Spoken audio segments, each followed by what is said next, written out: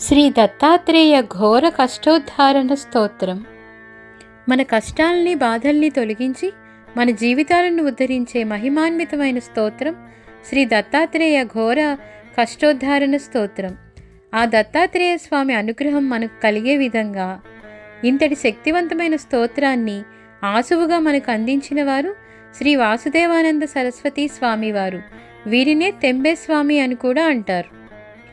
శ్రీపాద శ్రీవల్లభత్వం సదైవ శ్రీదత్తాస్మాన్ పాహి దేవాధిదేవా భావగ్రాహ్య క్లేశహారిన్ సుకీర్తే ఘోరాత్ కష్టాత్ ఉద్ధరాస్మాన్ నమస్తే.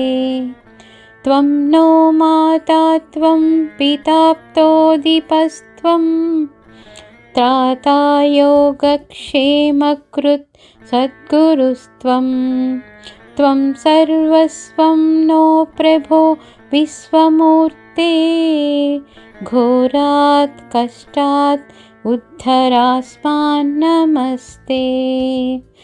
పాపం తాపం వ్యాధిమాదించ దైన్యం భీతిం క్లేశం త్వం హరాసు త్వదన్యం.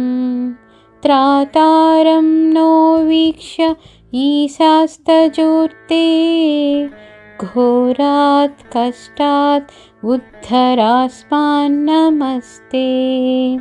నాన్యస్త్రాతానాపి దాతాన భర్తా తత్వోదేవత్వం శరణ్యోకహర్తా. కుర్వాత్రేయానుగ్రహం పూర్ణరాతే ఘోరాత్ కష్టాత్ ఉద్ధరాస్మాన్ నమస్తే. ధర్మే ప్రీతిం సన్మతిం దేవభక్తిం సత్సంగాప్తిం దేహి భుక్తం చ ముక్తిం. భావాసక్తిం చ అఖిలానందమూర్తే ఘోరాత్ కష్టాత్ ఉద్ధరాస్మాన్ నమస్తే.